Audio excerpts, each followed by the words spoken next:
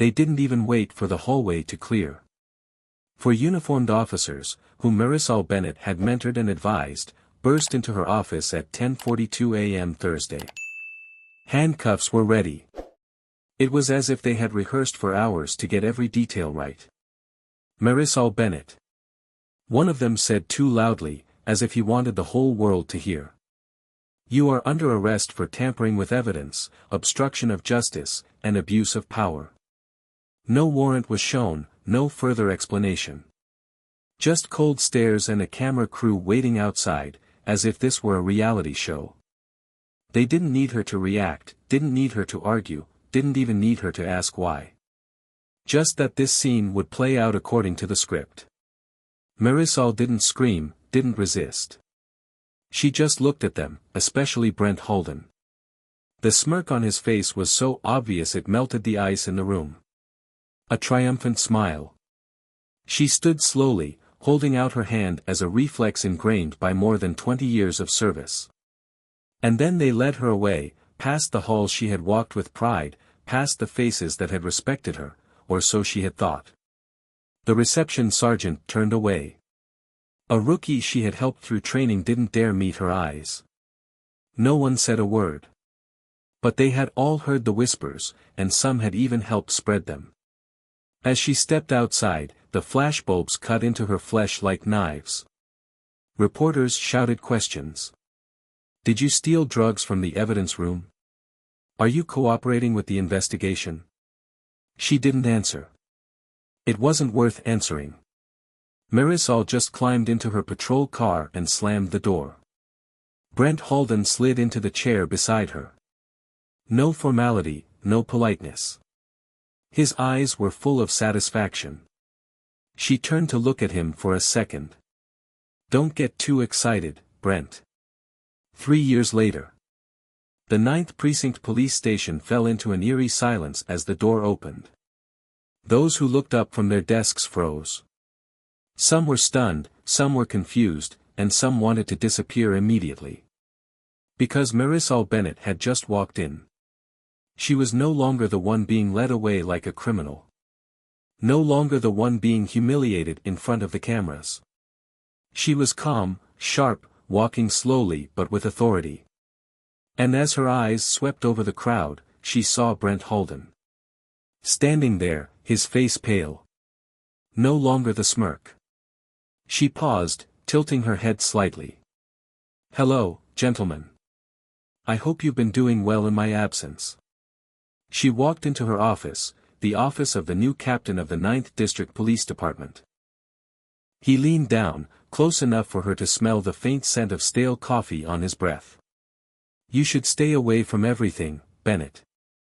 His voice was a whisper, sliding across the space between them like a sharp blade. But she didn't flinch, her gaze locked firmly on him. I've never been afraid of the dark, she said softly. I just know better than you. He didn't answer, but the slight twitch of his jaw was enough to tell her what was going on in his head. At the police station, she was fingerprinted, photographed, and locked in a cell for 6 hours. Her lawyer wasn't allowed in until the 4th hour, a deliberate delay. Enough for the media to swarm, enough for the rumor mill to run wild. When Kendrick Lowe finally walked in, she was the headline act. Your file is sealed. He dropped into the metal chair across from her, his eyes flashing with alarm. They say nothing is official, but this whole thing is bad. The internal issues aren't even close to being resolved. She took a slow breath. It came straight from the top of the district. Kendrick nodded. Holden. And a few others. It was a coordinated hit. I don't know what you touched, but they're hiding something, and they're afraid you'll find out. She stared at the wall, not angry, not panicked, just silent. She'd suspected this for a while. Files disappeared. Cases diverted without explanation. Evidence logs altered. And when she questioned them, they told her she was imagining things. They wanted her to believe she was paranoid. But now she knew, her honesty was the threat. And she wasn't the only one affected. There are victims out there. People whose cases have been buried, whose rights have been ignored, because of the wrong names. If she goes down, she won't go down alone. 6 hours later, she was released without formal charges, without explanation, without apology. Just a file marked, pending review. Marisol walked out of the police station with blank eyes, no explanation, no rebuttal. She just walked away, leaving behind a heavy atmosphere and scrutinizing eyes. But as soon as the glass door closed behind her, Marisol pulled out her phone and dialed a number she had long memorized. Not her family. Not the press. Not the mayor. "It's time we had that conversation," she said, her voice calm but unable to hide the sharpness. "And I want everything on the table. No secrets. No beating around the bush." As Marisol quietly disappeared from public view, those who had orchestrated her downfall began to let down their guard. They thought they had won. She didn't return any calls, didn't reply to messages, didn't post on social media. She didn't show up anywhere, didn't make a statement, there was no trace. It was like she had disappeared from this world. And for the 9th District, that was good news. Within a week, things were back to normal at the station, or at least the appearance of it. The officers went about their business as if nothing had happened. Brent Holden, always at the center of the dirtiest of secrets, was seen in the break room, munching on a donut and laughing. "Maybe she finally realized she wasn't one of us," he smirked, crumbs falling down his collar. Weak laughter rang out around him. No one really found it funny, but who wouldn't? Captain Dwight Penley, the man who had signed Marisol's arrest warrant, claimed he was just following procedure, but everyone knew he owed someone a big favor. His rapid rise through the ranks had not been discreet. And Marisol was one of the few who dared to ask why. Without her, the station was quieter. No more prying eyes, no more suspicion. Files weren't flipped through with wariness. Decisions weren't scrutinized. Holden and his men now walked around as if they were untouchable. They were bolder, leaving shifts early, throwing tough calls at rookies. A missing persons report shoved into a drawer. An investigation pushed aside. Little things that the public didn't notice, but Marisol always noticed. She'd been the one to keep things on track, even when it made her unpopular. No one could take that role now. No one was brave enough to even try. But as they relaxed, convinced they'd won, they forgot one thing. Marisol wasn't the type to quit. And she was waiting for the right moment. Rumors spread outside the train station walls, a quiet but inescapable ripple. At Winston's Tavern, where stories were mixed with liquor and darkness, a bartender lowered his voice as he recounted what he had heard. 2 city clerks had accidentally let slip a secret in their drunken stupor, a closed-door meeting at City Hall, with federal involvement. Another rumor was creeping around the corner: Marisol had been spotted in Salem, entering the Justice Department building. No one could confirm it, but it was enough to make more than a few people nervous. Detective Nina Rowe, who had worked under Marisol for 3 years, did not laugh at the gossip. She kept her head down, focused on her cases, keeping her distance from the vague stories. But deep down, she knew something was wrong. An ache crept into her chest, like a wound that had not healed. One afternoon, she found Holden standing at her desk, flipping through one of the files. "Is this your jurisdiction?" she asked, her voice low but sharp as a knife. Holden didn't take his eyes off the file, just said quietly, "It's not. But the main witness asked me to." He glanced at her, then slowly closed the file. "Be careful, Rowe. I don't want to end up like Bennett."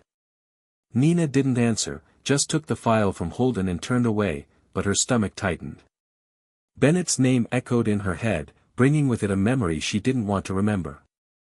That night, she opened her old messages.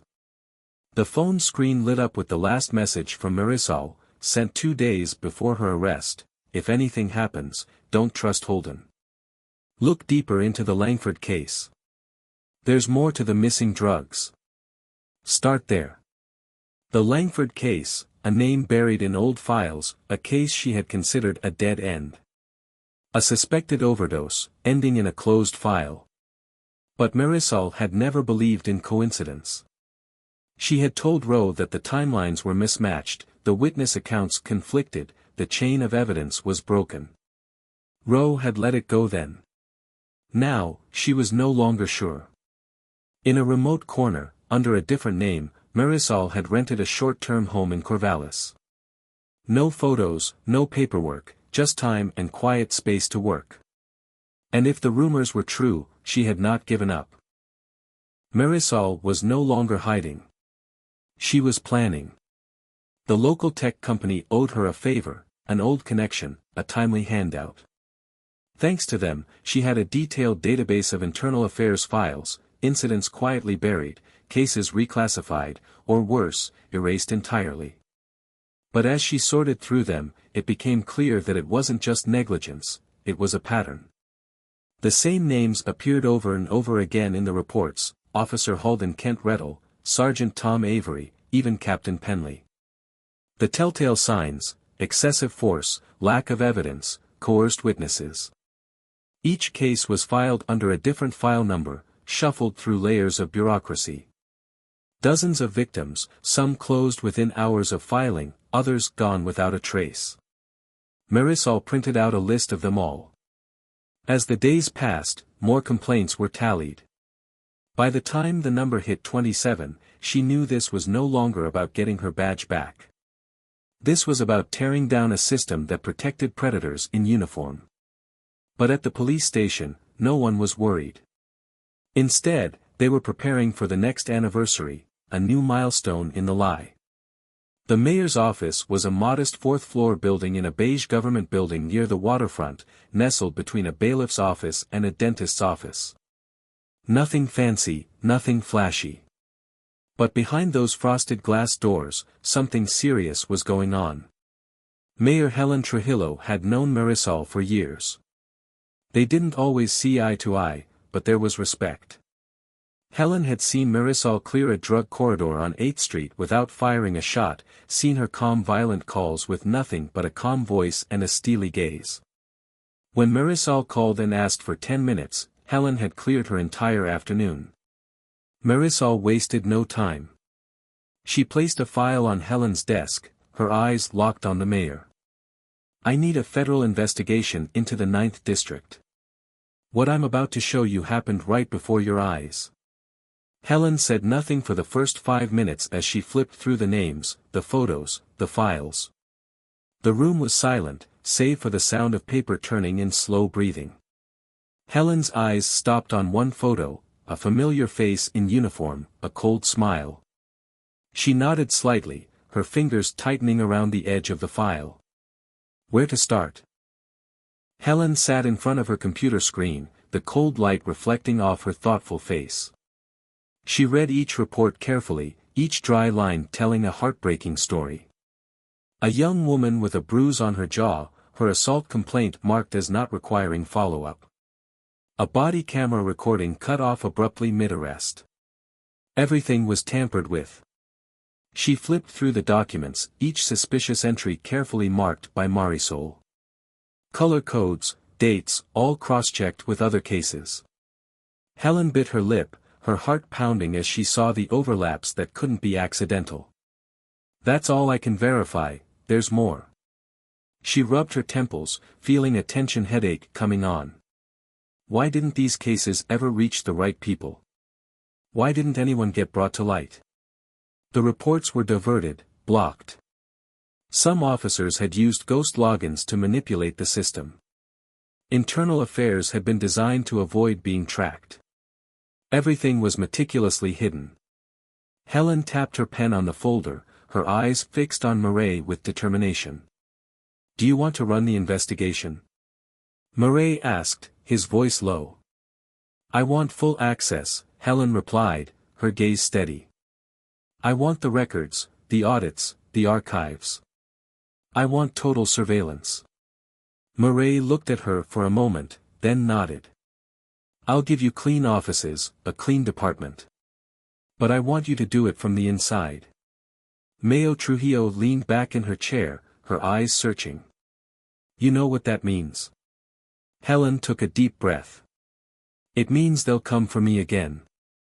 She paused, then smiled faintly. But this time, I won't back down. 3 days later, a federal liaison officer was appointed. The city council held a secret ballot. A week later, Marisol was quietly reinstated, this time as Chief of Internal Affairs, tasked with federal oversight of officer conduct in Eugene's 9th District. No press releases, no press conferences. Just a signed document, a new badge, and a new assignment. Meanwhile, Holden and his crew prepared to celebrate their victory in court. The charges against Marisol were dismissed, but they didn't care about the legal details. The city had been cowardly to them. They planned drinks Friday night, calling it a send-off for the witch hunt. Captain Penley showed up, too, in jeans and a button-down shirt, ordering everyone to throw a ball like it was a promotion party. And Detective Rowe? She stayed home. She had spent the past week gathering the files on the Langford case. Every clue, every trace, led to a dark truth they had never wanted to face. But this time, no one could hide it anymore. Kent Reddle was the first to arrive on the scene. It wasn't unusual for a body camera to not send data immediately, but when she checked, Rowe noticed something troubling. The camera's log showed that it had been running for nearly 7 minutes, but no recording had been uploaded. She immediately filed a request with the tech unit, but a nagging feeling persisted. She knew this wasn't going to be easy. Her next move was bolder. She emailed Marisol. She wasn't sure if Marisol would respond, but what she did know was that she couldn't proceed alone. Her fingers trembled as she typed the decisive words, "I trust you. There's more to Langford than we know. I can prove it. Let me help." Just 20 minutes later, a brief message appeared, "Meet me Monday, neutral ground. Alone." The location attached was an abandoned library on the east side, abandoned 2 years ago. Rowe felt her heart pounding as she approached. The cold, desolate air only added to the sense of danger. But Marisol was there, leaning against a decaying bookshelf, a piece of paper in her hand, pacing as if to steady herself. When she turned and saw Rowe, she smiled, not like someone seeking revenge, but like someone who had finally found a true ally. They talked for nearly 2 hours. Rowe brought what she had with her, the printout of the report, the timestamps. Marisol spread out the map she had drawn of the entire web of corruption. What they saw was not just one wrongdoing, but a cover-up that had lasted at least 7 years. The layer of corruption beneath the badge was becoming clear. But as the two of them pieced together the mystery, the police station was about to receive an unexpected visitor. No one expected that they would still be exchanging donuts and joking around, until the double doors of the courtroom swung open. This was just a pre-trial hearing, the paperwork to confirm that the case against Marisol had been dismissed. Everything was proceeding as planned, until Holden walked in. Officer Holden, his face smug, entered with Captain Penley and 2 other officers, all loyal allies of his. But what brought the room to a tense silence was the woman who entered behind them. She was dressed in a neat black suit, and she walked with authority. A new badge gleamed on her waist, an unspoken warning. The room held its breath. A storm was coming, and no one was truly prepared for it. Marisol Bennett said nothing as she entered the courtroom. Her high heels clicked softly on the wooden floor, making a quiet but authoritative sound. She walked straight to the judge's bench, her eyes cold and emotionless. A sealed envelope was placed on the table, and the air seemed to freeze as the judge opened it. He glanced at the letter, then adjusted his glasses gently, his gaze sweeping the courtroom. "Let the record reflect that, as of this morning, Marisol Bennett has been officially appointed as Home Affairs Officer," he said, each word like a hammer pounding on the table. The silence lasted less than a second before whispers began to spread, filling the room like steam rising from the pavement after a rain. Captain Penley sat motionless, a look of surprise on his face. The judge continued, his voice dry but weighty. The mayor and the Department of Justice are exercising emergency powers under Section 18. She is not here as a defendant. She is here to observe testimony today and to begin a review of police conduct. Penley's lips opened as if to protest, then closed again. Holden paled, as if the blood had been drained from his veins. Marcel turned slowly, her gaze sweeping the room, until it settled on a group of police officers, the same ones who had dragged her out of the station just weeks ago. She walked toward them, each step steady and deliberate.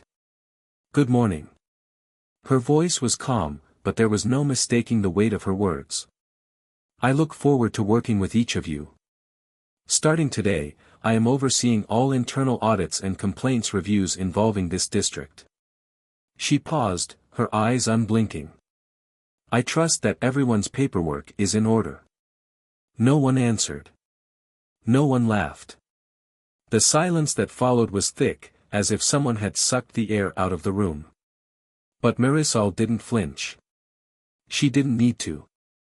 Her presence was enough. The judge continued the hearing, but Holden sat rigidly, as if the chair had nailed him to the floor.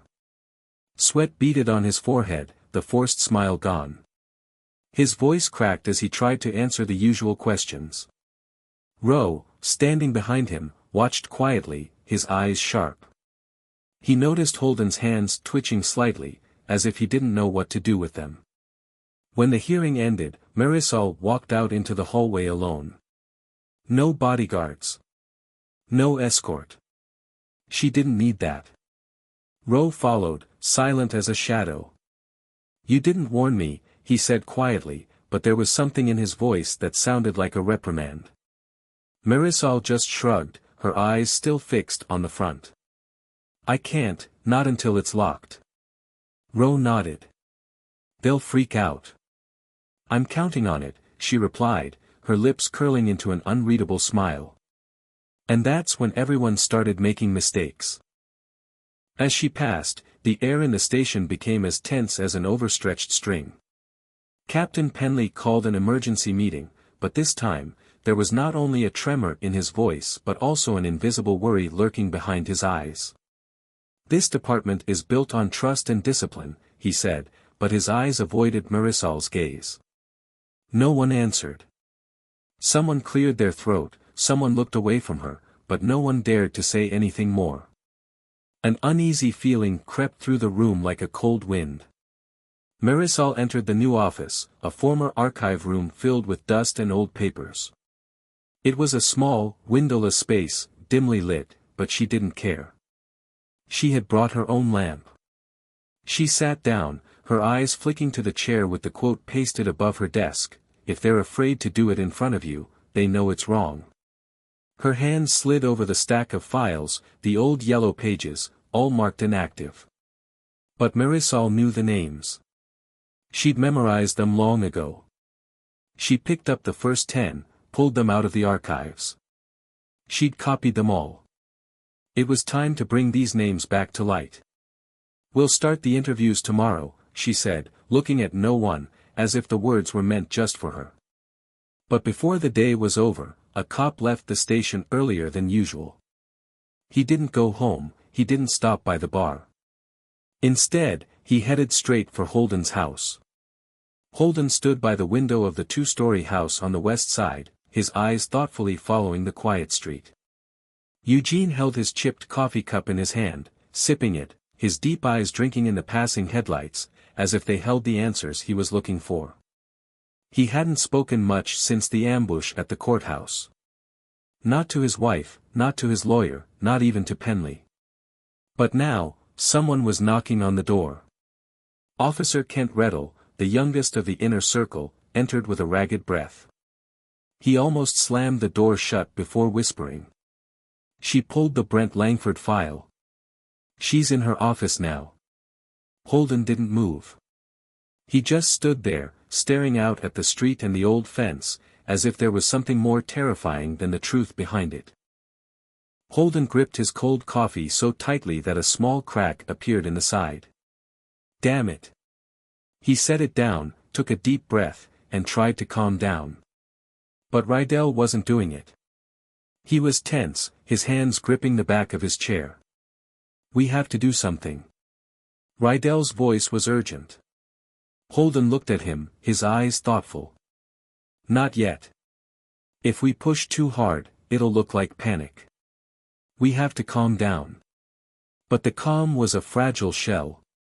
Sweat was already forming, beating on his temples, running down the back of his collar.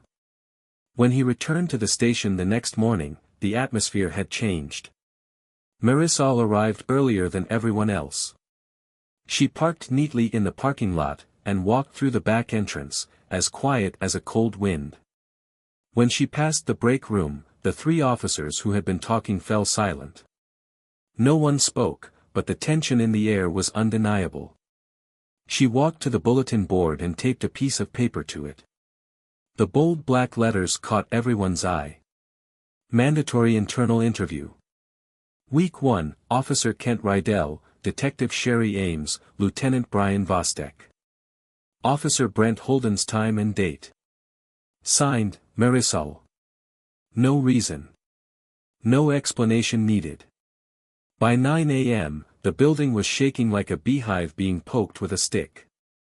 No one said her name, but everyone could feel it creeping into every corner. The first interview was Rydell. He walked into the office, trying to hide his nervousness but not his shaking hands. Marisol closed the door, gently but firmly. She handed him a glass of water. He didn't drink. "Let's talk about March 12th. 3 years ago. Langford." Rydell's throat was dry. "Your body cam was on for 7 minutes. Where's the footage?" He swallowed. I don't know. It should have been uploaded. Maybe the tech guy's fault. He has to check those things." Marisol leaned forward, arms crossed, eyes sharp. "You only have one chance to tell the truth, Rydell. Because if I find out you were involved in any cover-up, that badge won't protect you anymore." Rydell's eyes darted. His chest heaved. Finally, he opened his mouth.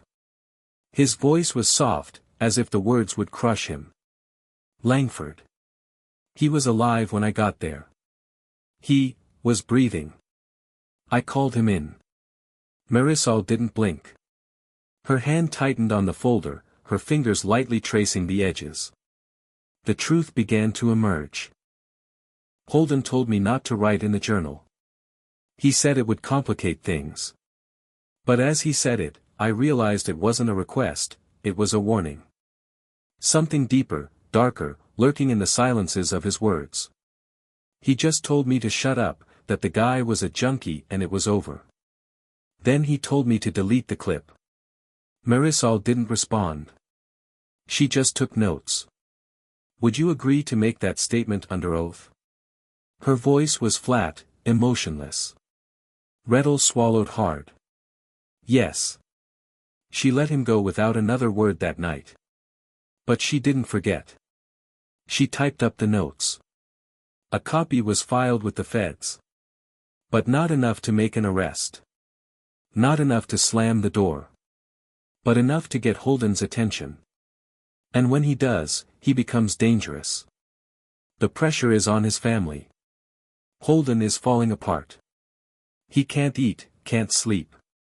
He starts calling old friends, trying to ask for help, asking about the loopholes in the immunity system.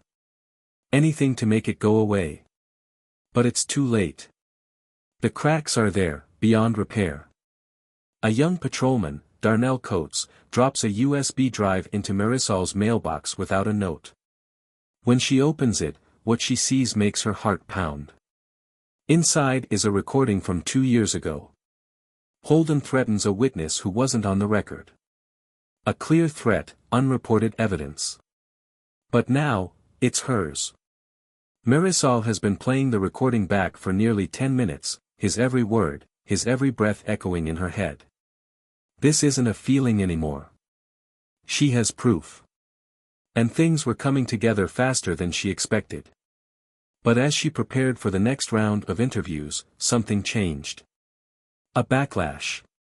No paperwork, no warning. The morning began with a broken taillight. Marisol discovered it before sunrise, when she stepped out to get coffee. The back corner of her government-issued car had been crushed by something heavy.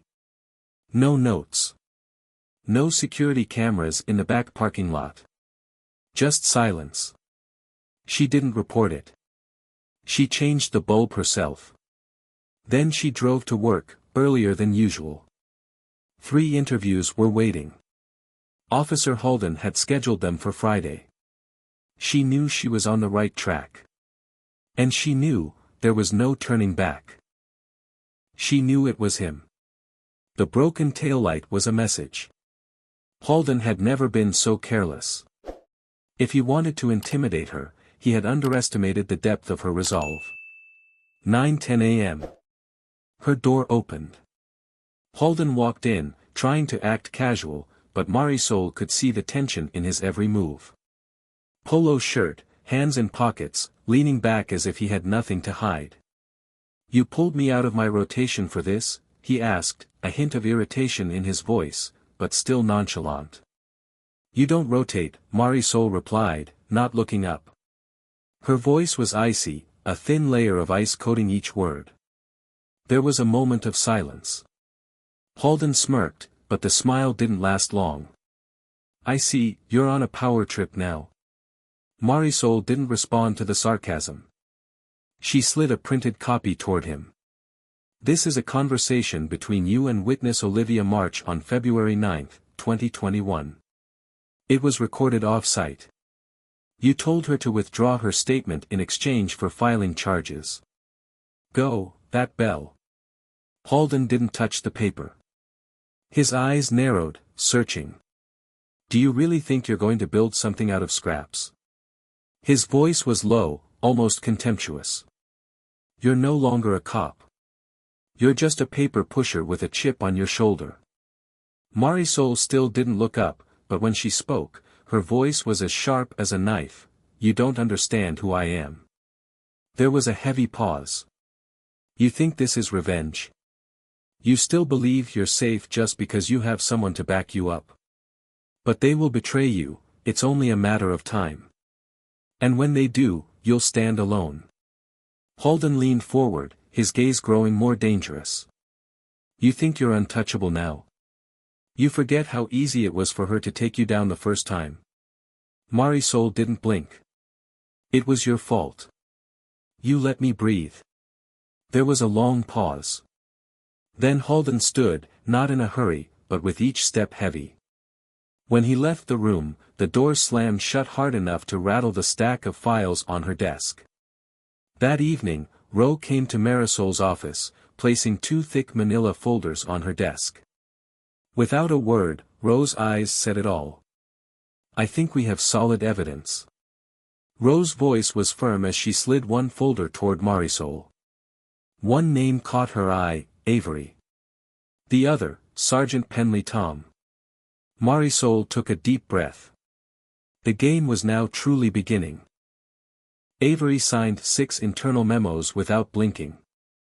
6 signatures, 6 lies, 6 times his pen legitimized what should never have existed. But what sent a chill down Ro's spine was one of those memos, an arrest that never happened, forged documents, and Penley.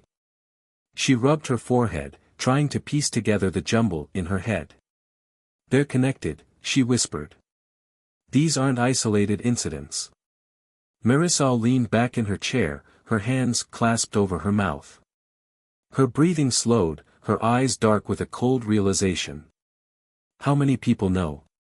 Ro shook her head. "At least 6. Maybe more." She paused, a flash of thought. "But I bet there were only 3 people giving the orders. And we both know who they are. Holden. Avery. Penley." And then one by one, the others began to crumble. Rumors spread like plague in the locker room. Redell asked for legal advice. 2 officers called in sick. The walls were closing in, suffocating each of those involved. Everyone could feel it, a tension like the air before a storm. Murray didn't come home that night. She stayed late, printing out cross-checked reports. Folder by folder, page by page, building a timeline of deception. As the clock ticked toward 1:17 a.m., her phone buzzed. A blocked number. Stop digging. You're making enemies. She stared at the messages, her heart pounding. Then she turned the phone over. Too late to warn. She took a deep breath, ready to take it all to the DOJ. But then everything turned around, a shock no one had seen coming. On Thursday, the call came. A civilian was attacked outside District 9. Marisol was at the scene, scanning the footage in her office. Nothing unusual, until Roe burst in, his face ashen. "It's Redl," Roe whispered. "He's in the parking lot. He's hurt." Without hesitation, Marisol ran. She dashed down 2 flights of stairs, her boots thumping hard on the stone steps. The ground was slippery, the rain still falling. And there, under the flickering streetlights, Redl leaned against the concrete median. Blood stained his shirt. Redl's lips were chapped, his eyes were swollen shut, and a thick layer of dirt was clinging to his skin. His sleeves were torn, hanging by a few thin threads. He gritted his teeth, his voice hoarse as he said, "They warned me." Marisol knelt beside him, her eyes hard and worried. She was calm but determined. "Who did this?" Redl shook his head, breathing raggedly. "I couldn't see their faces, they were wearing masks. But one of them had a gold bracelet." Marisol's heart sank. The same bracelet Avery always wore. She stared at Redl, then glanced out into the hallway. No words were needed. At dusk, the DOJ liaison had received a call about an attack on a potential witness. The investigation was serious, but the fact that it was happening on department property tipped the scales. The automatic freeze procedure had been activated. The market was angry, cornered, and had to greenlight a full audit. Inside the conference room, Marcel sat across from Penley. The air was sterile, and between them were stacks of printed evidence, to show the fallacy. She put her finger on a piece of paper. "These are your approvals. The bail papers for the false arrests." She looked straight at him. "You diverted the internal memo. Either you were blind, or you were involved." Penley tried to puff out his chest, but his confidence was gone. "You don't understand the pressure. This department has budget cuts, there's been a backlash from the community. Sometimes you have to do something to keep the wheels turning." "You didn't keep the wheels turning, Penley," Marisol said coldly. "You ran over the people who trusted us." Penley looked at her for a long moment, then nodded. No resistance. No argument. He agreed to resign and cooperate in exchange for leniency. Roe compiled a list of those directly involved, from the forgery logs to the missing footage.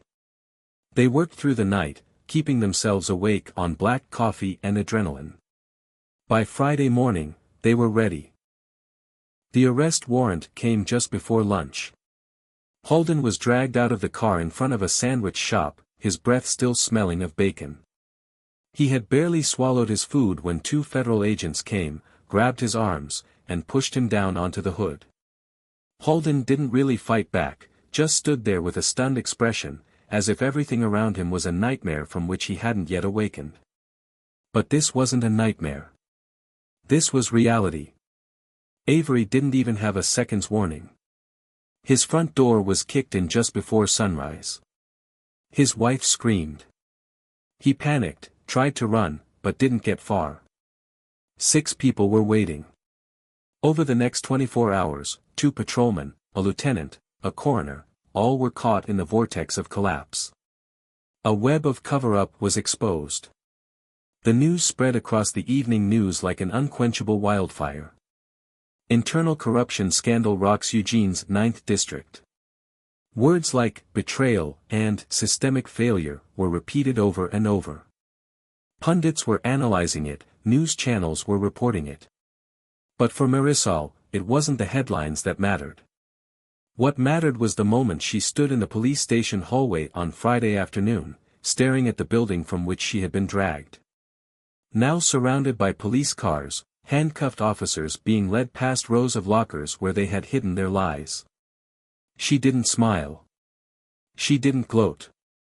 There was only silence. Marisol walked slowly down the hallway, stopping at the door of the investigation team. The chatter inside fell silent as she opened it. All eyes were on her. There are those of you who are part of this.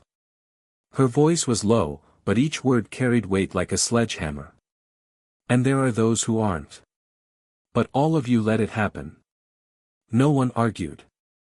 No one dared to breathe. Because she was right. Silence lets it spread.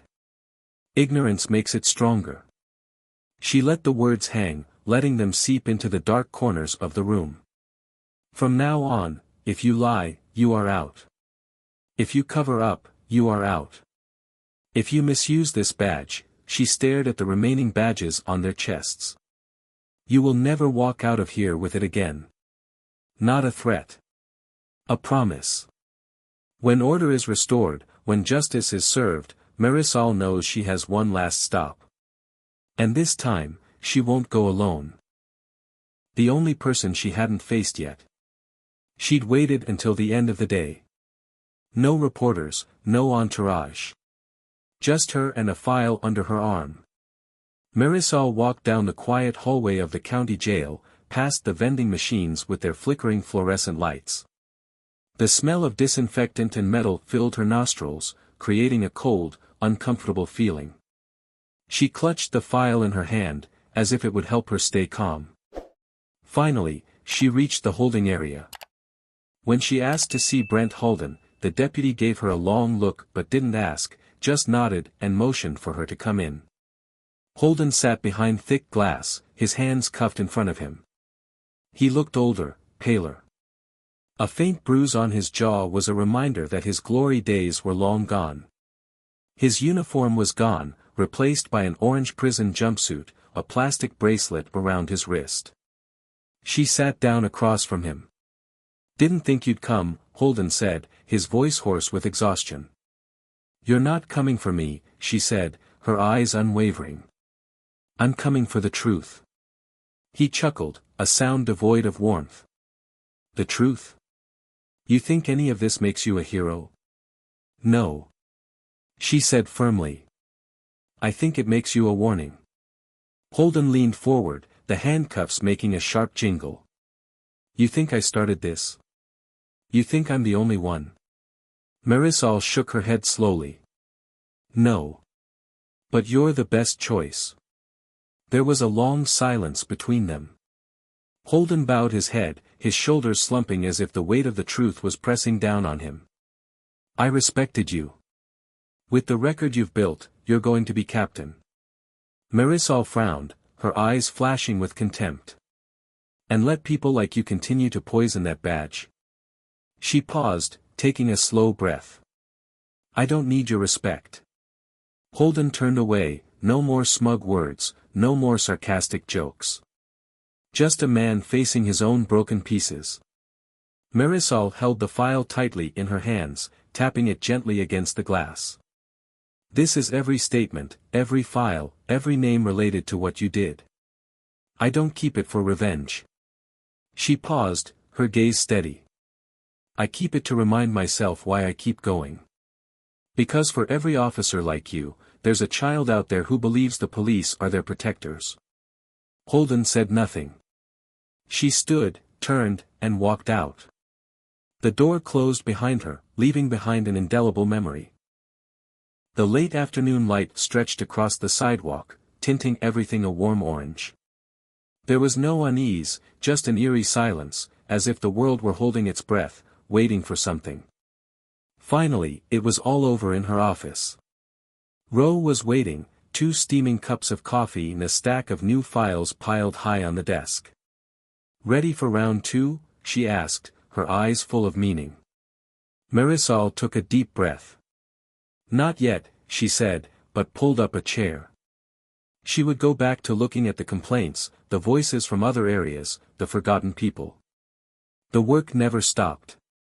But this time, it meant more than ever. She quietly pinned Langford's photo to the bulletin board. Below it, she pasted a small note with a simple line, "Keep asking questions." A reminder to herself. A promise. That night, she drove out of the city limits. There was nothing but her and the road that stretched out before her. In the night wind, she thought of the forgotten victims, the cases buried in the dust of time. She thought of those who had been overlooked, the voices that had never been heard.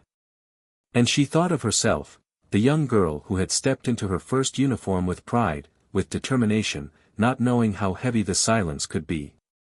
Integrity isn't something grand or flashy. It doesn't always win. It doesn't make the nightly news. Sometimes it's simply walking into a room full of enemies and doing the job. Sometimes it's having the last word, even when no one wants to hear it. Marisol didn't come back for vengeance. She came back to remind.